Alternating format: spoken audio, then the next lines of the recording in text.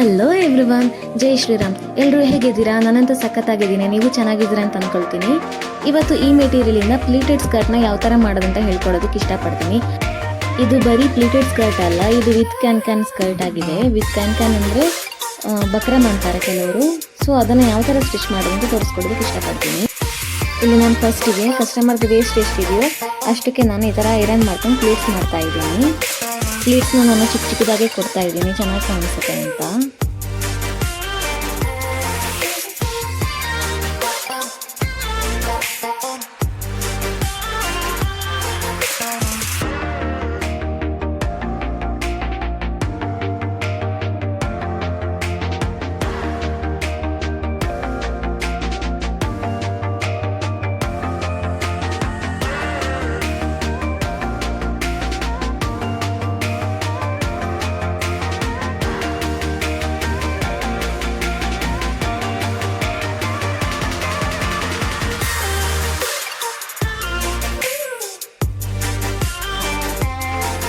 ಎಲ್ಲ pleats iron ಆದಮೇಲೆ ಇವಾಗ ನಾನು ಈ ಥರ ಸ್ಟಿಚ್ ಹಾಕೋತಾ ಇದ್ದೀನಿ ಅದ್ರ ಮೇಲ್ಗಡೆ.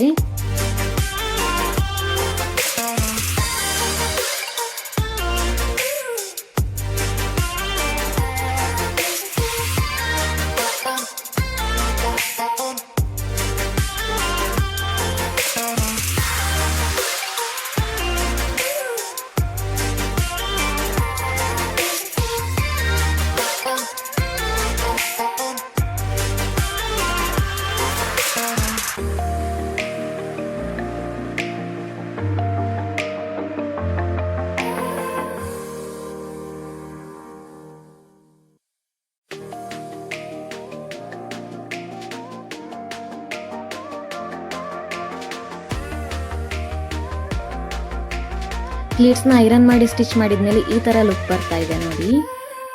ಚಿಕ್ಕದಾಗಿ ಪ್ಲೀಟ್ಸ್ ಕೊಟ್ಟಿದ್ದೀನಿ, ಎಷ್ಟು ಚೆನ್ನಾಗಿ ಕಾಣಿಸ್ತಾ ಇದೆ ನೋಡಿ. ಇದಿಷ್ಟಾದ್ಮೇಲೆ ಇದು ಕ್ಯಾನ್ ಸ್ಕರ್ಟ್ ಆಗಿರೋದ್ರಿಂದ ಡಬಲ್ ಲೈನಿಂಗ್ ಬರುತ್ತೆ. ಒಂದು ಕ್ಯಾನ್ಗೆ ಒಂದು ಮೇನ್ ಫ್ಯಾಬ್ರಿಕ್ ಒಂದು ಲೈನಿಂಗು. ಸೊ ಇವಾಗ ನಾನು ಎರಡೂ ಲೈನಿಂಗನ್ನು ಈ ಥರ ಡಬಲ್ ಫೋಲ್ಡ್ ಮಾಡ್ಕೊಂಡು ಸಪ್ರೇಟ್ ಆಗಿ ಸ್ಟಿಚ್ ಮಾಡಿ ಇಟ್ಕೊತಾ ಇದ್ದೀನಿ.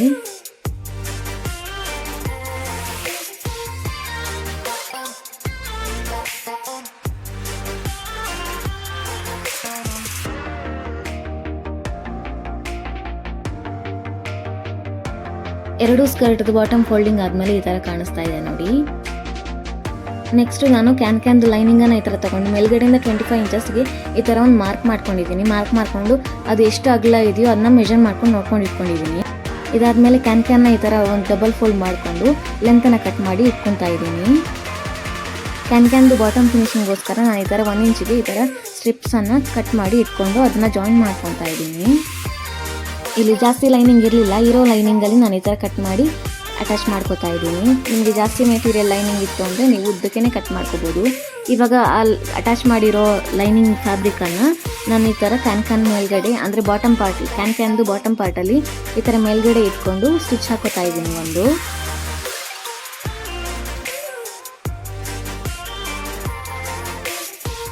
ಈ ಥರ ಸ್ಟಿಚ್ ಹಾಕೊಂಡಿದ್ಮೇಲೆ ಇದನ್ನ ಓಪನ್ ಮಾಡ್ಕೊಂಡು ಮೇಲ್ಗಡೆಗೆ ಕಿನಾರಿ ಸ್ಟಿಚ್ ಹಾಕೋತಾ ಇದ್ದೀನಿ.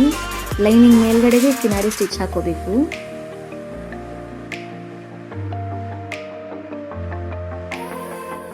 ಕಿನಾರಿ ಸ್ಟಿಚ್ ಹಾಕೊಂಡ್ಮೇಲೆ ಈ ಥರ ಒಂದು ಡಬಲ್ ಫೋಲ್ಡ್ ಮಾಡಿಕೊಂಡು ಫಿನಿಶ್ ಮಾಡ್ಕೋತಾ ಇದ್ದೀನಿ. ಇದು ಒಂದು ಅರ್ಧ ಇಂಚದ ಪಟ್ಟಿ ಥರ ಕ್ರಿಯೇಟ್ ಆಗುತ್ತೆ.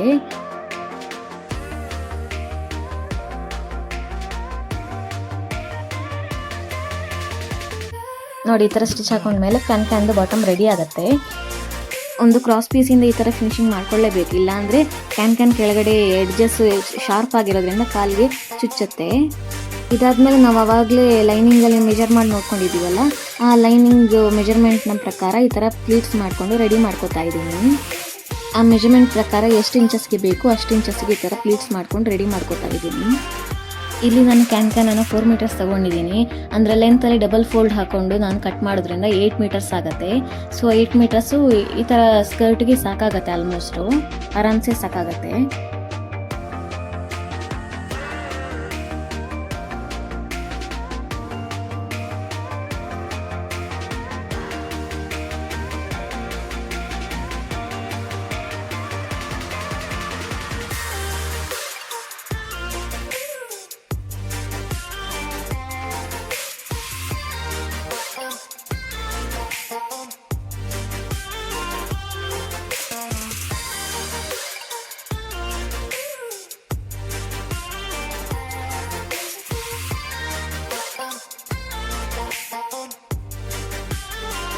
ಈ ಥರ ಪ್ಲೀಟ್ಸ್ಗೆ ಸ್ಟಿಚ್ ಹಾಕೊಂಡಿದ್ಮೇಲೆ ಬಕ್ರಮ್ದು ಬಾಟಮ್ ಪಾರ್ಟಲ್ಲಿ ನಾನು ಲೂಸ್ ಸ್ಟಿಚ್ ಹಾಕೊಂಡು ಪ್ಲೀಟ್ಸ್ ಮಾಡ್ಕೊಂಡು ಸ್ಟಿಚ್ ಹಾಕೊತೀನಿ. ಇದು ನನಗೆ ಐರನ್ ಮಾಡೋದಕ್ಕೆ ಈಸಿ ಆಗಲಿ ಅಂತ ಅಷ್ಟೇ ನಾನು ಈ ಥರ ಸ್ಟಿಚ್ ಹಾಕೋತಾ ಇರೋದು. ಅದನ್ನು ನಾನು ಲೂಸ್ ಸ್ಟಿಚ್ಚಲ್ಲಿ ನಾನು ಇದನ್ನು ಸ್ಟಿಚ್ ಮಾಡ್ಕೋತಾ ಇದ್ದೀನಿ. ಸ್ಕರ್ಟ್ ಪೂರ್ತಿಯಾಗಿ ಎಲ್ಲ ರೆಡಿ ಆದಮೇಲೆ ಫೈನಲ್ ಆಗಿ ಲಾಸ್ಟಿಗೆ ನಾವು ಈ ಲೂಸ್ ಸ್ಟಿಚ್ಚನ್ನು ರಿಮೂವ್ ಮಾಡ್ಕೋಬೇಕು. ಅಲ್ಲಿ ತನಕ ರಿಮೂವ್ ಮಾಡ್ಕೊಳ್ಳೋದು ಬೇಡ, ಯಾಕಂದರೆ ಸ್ಟಿಚ್ ಮಾಡೋದಕ್ಕೆ ಈಸಿ ಆಗುತ್ತೆ. ಹಾಗಾಗಿ ಲಾಸ್ಟ್ ಫೈನಲ್ ರೆಡಿ ಆದಮೇಲೆ ಸ್ಟಿಚ್ ರಿಮೂವ್ ಮಾಡ್ಕೊಂಡ್ರೆ ಆಯಿತು. ಈ ಥರ ಲೂಸ್ ಸ್ಟಿಚ್ಚಲ್ಲಿ ಸ್ಟಿಚ್ ಹಾಕೊಂಡಿದ್ಮೇಲೆ ನಾನು ಇವಾಗ ಐರನ್ ಮಾಡ್ಕೋತಾ ಇದ್ದೀನಿ. 1 by 1 ಪ್ಲೀಟ್ಸ್ಗೆ ಈ ಥರ ಸ್ಟೀಮ್ ಐರನ್ ಮಾಡ್ಕೋತಾ ಇದ್ದೀನಿ.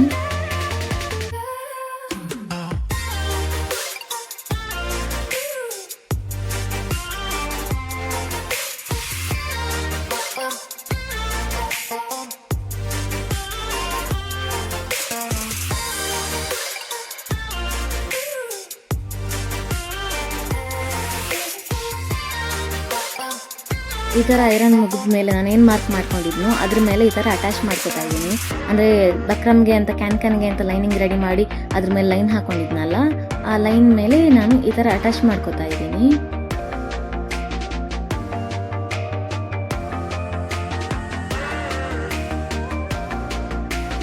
ಫಸ್ಟ್ ನಾನು ಪ್ಲೀಟ್ಸ್ ಮಾಡಿ ರೆಡಿ ಮಾಡಿ ಇಟ್ಕೊಂಡಿದ್ದ ಸ್ಕರ್ಟ್ಗೆ ಮೇನ್ ಫ್ಯಾಬ್ರಿಕ್ಗೆ ಫಸ್ಟ್ ಮೇನ್ ಫ್ಯಾಬ್ರಿಕ್ ಲೈನಿಂಗನ್ನು ಅಟ್ಯಾಚ್ ಮಾಡ್ಕೋತಾ ಇದ್ದೀನಿ. ಅದಾದಮೇಲೆ ನಾನು ಕ್ಯಾನ್ ಲೈನಿಂಗನ್ನು ಅಟ್ಯಾಚ್ ಮಾಡ್ಕೋತೀನಿ. ಕ್ಯಾನ್ ಲೈನಿಂಗನ್ನು ಅಟ್ಯಾಚ್ ಮಾಡಬೇಕಾದ್ರೂ ಕ್ಯಾನ್ ಈ ಲೈನಿಂಗ್ ಫೇಸ್ಗೆ ಇರಲಿ, ಹೊರಗಡೆಗೆ ಬೇಡ. ಕ್ಯಾನ್ ಒಳಗಡೆಗೆ ಬರೋ ಥರ ಸ್ಟಿಚ್ ಮಾಡ್ಕೊಳ್ಳಿ. ಇದು ಅಟ್ಯಾಚ್ ಮಾಡ್ಕೋಬೇಕಾದ್ರೆ ಮೇಲ್ಗಡೆಗೆ ಬಂದರೆ ಹೊರಗಡೆ ಕಾಣಿಸುತ್ತೆ.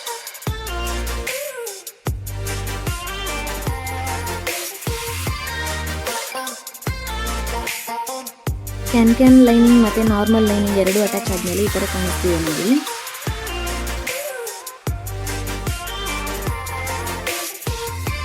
ಇವಾಗ ಎರಡೂ ಸೈಡ್ಸನ್ನು ಫಿನಿಶ್ ಮಾಡ್ಕೋಬೇಕು. ಇಲ್ಲಿ ಸೈಡ್ಗೆ ಜಿಪ್ ಬರೋ ಕಾರಣ ನಾನು ಇವಾಗ ಮೇಲ್ಗಡೆಯಿಂದ ಇಲ್ಲಿ ತನಕ ಜಿಪ್ ಅಟ್ಯಾಚ್ ಮಾಡ್ಕೋತೀನೋ ಅಲ್ಲಿ ತನಕ ಲೂಸ್ ಸ್ಟಿಚ್ ಹಾಕೊಂಡು ರಫ್ ಹೊಡ್ಕೊಂಡು ಆಮೇಲೆ ಎರಡೂ ಸೈಡ್ಸನ್ನು ಸಪ್ರೇಟಾಗಿ ಫಿನಿಶ್ ಮಾಡ್ಕೋತೀನಿ. ಅಂದರೆ ಲೈನಿಂಗನ್ನು ಸಪ್ರೇಟು, ಮೇನ್ ಫ್ಯಾಬ್ರಿಕನ್ನು ಸಪ್ರೇಟು ಮತ್ತು ಕ್ಯಾನ್ ಲೈನಿಂಗನ್ನು ಸಪ್ರೇಟಾಗಿ ಸ್ಟಿಚ್ ಮಾಡ್ಕೋತೀನಿ.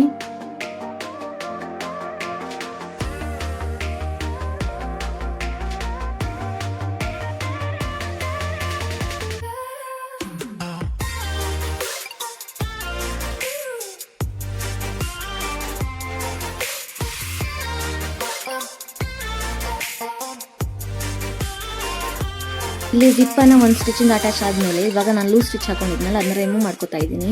ಇದು ಸ್ಟಿಚ್ ಮಾಡ್ಕೊಳ್ಳೋದಕ್ಕೆ ಈಸಿ ಆಗಲಿ ಅಂತ ಹಾಕೊಂಡಿದ್ದೆ ಅಷ್ಟೇ, ಇಲ್ಲಾಂದರೆ ನಾರ್ಮಲಾಗಿ ಡೈರೆಕ್ಟಾಗಿ ಸ್ಟಿಚ್ ಮಾಡ್ಬೋದು. ಲೂಸ್ ಸ್ಟಿಚ್ಚನ್ನು ರಿಮೂವ್ ಮಾಡಿದ ಮೇಲೆ ಈ ಥರ ಜಿಪ್ಪರ್ ಟೀತನ್ನು ಓಪನ್ ಮಾಡಿಕೊಂಡು ಅದ್ರ ಪಕ್ಕದಲ್ಲೇ ಒಂದು ಸ್ಟಿಚ್ ಹಾಕೋತಾ ಇದ್ದೀನಿ.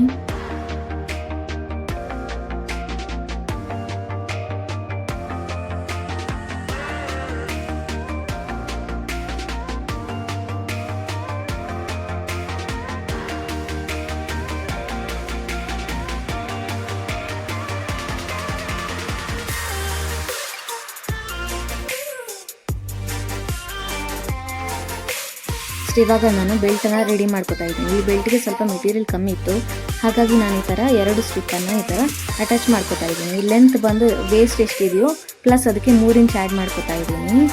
ಪ್ಲಸ್ಸು ಅಗಲ ಬಂದು 3 ಇಂಚಸ್ ಇದೆ, ನಾರ್ಮಲ್ 4 ಇಂಚಸ್ ತಗೋತಾ ಇದ್ದೀನಿ. ಇಲ್ಲಿ ಕಮ್ಮಿ ಇರೋದ್ರಿಂದ ನಾನು ಲೆಂತ್ ಆಲ್ರೆಡಿ ಜಾಸ್ತಿ ಇಟ್ಟಿದ್ದೆ, ಹಾಗಾಗಿ ನಾನು ಬೆಲ್ಟಿಗೆ 3 ಇಂಚಸ್ ತಗೋತಾ ಇದ್ದೀನಿ ಅಗಲ.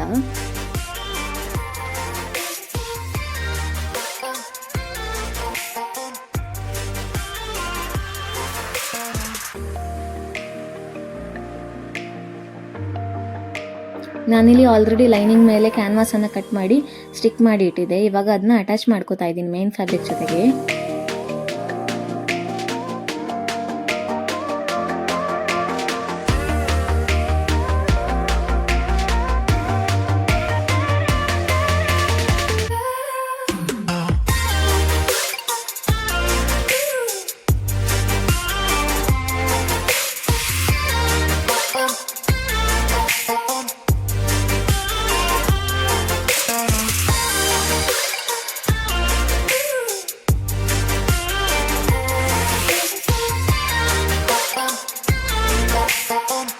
ಇವಾಗ ಈ ಥರ ಸ್ಟಿಚ್ ಹಾಕೊಂಡಿದ್ಮೇಲೆ ಒಂದು ಸೈಡನ್ನು ಈ ಥರ ಒಂದು ಫೋಲ್ಡಿಂದ ಈ ಥರ ಸ್ಟಿಚ್ ಮಾಡ್ಕೋತಾ ಇದ್ದೀನಿ. ಇದು ಫ್ರಂಟಲ್ಲಿ ಅಟ್ಯಾಚ್ ಮಾಡಬೇಕಾದ್ರೆ ಫಿನಿಶಿಂಗೋಸ್ಕರ ಅಷ್ಟೇ ಈ ಥರ ಬರ್ತಾ ಇರೋದು ಸ್ಟಿಚ್. ಸ್ಟಿಚ್ ಹಾಕೋತಾ ಇರೋದು. ಈ ಥರ ಒಂದು ಸ್ಟಿಚ್ ಹಾಕೊಂಡ್ರೆ ಬೆಲ್ಟ್ ಅಟ್ಯಾಚ್ ಮಾಡಬೇಕಾದ್ರೆ ಮೇನ್ ಸೈಡಲ್ಲಿ ಚೆನ್ನಾಗಿ ಫಿನಿಶಿಂಗ್ ಬರುತ್ತೆ. ಹಾಗಾಗಿ ನಾನು ಈ ಥರ ಸ್ಟಿಚ್ ಹಾಕೋತಾ ಇದ್ದೀನಿ. ಇವಾಗ ನಾನು ಈ ಥರ ಉಲ್ಟಾ ಸೈಡ್ ಅಂದರೆ ಲೈನಿಂಗ್ ಸೈಡಿಂದ ಅಟ್ಯಾಚ್ ಮಾಡ್ಕೊತಾ ಬರ್ತೀನಿ ಬೆಲ್ಟನ್ನು. ಈ ಕಡೆ ಸೈಡಲ್ಲಿ 1.5 ಇಂಚ್ ಈ ಥರ ಎಕ್ಸ್ಟ್ರಾ ಬಿಟ್ಕೊಂಡು ನಾನು ಈ ಥರ ಅಟ್ಯಾಚ್ ಮಾಡ್ಕೊತೀನಿ. ಈ ಥರ ಅಟ್ಯಾಚ್ ಮಾಡ್ಕೋಬೇಕಾದ್ರೆ ಬೆಲ್ಟು ಲೈನಿಂಗ್ ಸೈಡ್ಗೆ ರೈಟ್ ಸೈಡ್ ಆಗಿ ಇರಬೇಕು. ಅಂದರೆ ಬೆಲ್ಟಿನ ಮೇನ್ ಸೈಡು ಲೈನಿಂಗ್ ಸೈಡ್ ಕಡೆ ಇರಬೇಕು, ಮೇಲ್ಗಡೆ ಕ್ಯಾನ್ವಾಸ್ ಸೈಡ್ ಇರಬೇಕು. ಬೆಲ್ಟನ್ನು ಮೇನ್ ಸೈಡ್ಗೆ ತಿರುಗಿಸ್ಬೇಕಾದ್ರೆ ಉಲ್ಟಾ ಪಲ್ಟಾ ಆಗಬಾರ್ದು. ಹಾಗಾಗಿ ನಾನು ಮತ್ತೆ ಹೇಳ್ತಿರೋದು. ಈ ಸೈಡಿಂದಲೂ ನಾನು ಬೆಲ್ಟನ್ನು 1.5 ಇಂಚ್ ಬಿಟ್ಕೊಂಡು ಈ ಥರ ಫಿನಿಶ್ ಮಾಡ್ಕೊತಾ ಇದ್ದೀನಿ. ಈ ಥರ ಸ್ಟಿಚ್ ಮಾಡ್ಕೊಂಡಿದ್ಮೇಲೆ ಒಂದ್ಸಲ ಬೆಲ್ಟನ್ನು ಕರೆಕ್ಟಾಗಿದೆಯಾ ಅಂತ ನೋಡ್ಕೊತಾ ಇದ್ದೀನಿ. ಇದಾದಮೇಲೆ ಮೇಲ್ಗಡೆ ಸೈಡಿಂದ ಈ ಥರ ತೊಗೊಂಡು ಕಿನಾರಿ ಸ್ಟಿಚ್ ಹಾಕೋತಾ ಇದ್ದೀನಿ. ಇದು ನನಗೆ ಬೆಲ್ಟನ್ನು ಅಟ್ಯಾಚ್ ಮಾಡ್ಕೊಳ್ಳೋದಕ್ಕೆ ಈಸಿ ಆಗುತ್ತೆ ಅಂತ, ಒಂದು ಫಿನಿಶಿಂಗ್ ಚೆನ್ನಾಗಿ ಬರುತ್ತೆ. ಹಾಗಾಗಿ ಈ ಥರ ಒಂದು ಮೇಲ್ಗಡೆಯಿಂದ ಕಿನಾರಿ ಸ್ಟಿಚ್ ಹಾಕೋತಾ ಇದ್ದೀನಿ. ಇವಾಗ 2 ಸೈಡ್ ಎಂಡಲ್ಲಿ ನಾನು 1.5 ಇಂಚ್ ಬಿಟ್ಟಿದ್ನಲ್ಲ, ಇದನ್ನು ಈ ಥರ ಒಂದು ಫೋಲ್ಡ್ ಮಾಡಿಕೊಂಡು ಸ್ಟಿಚ್ ಮಾಡ್ಕೋತಾ ಇದ್ದೀನಿ.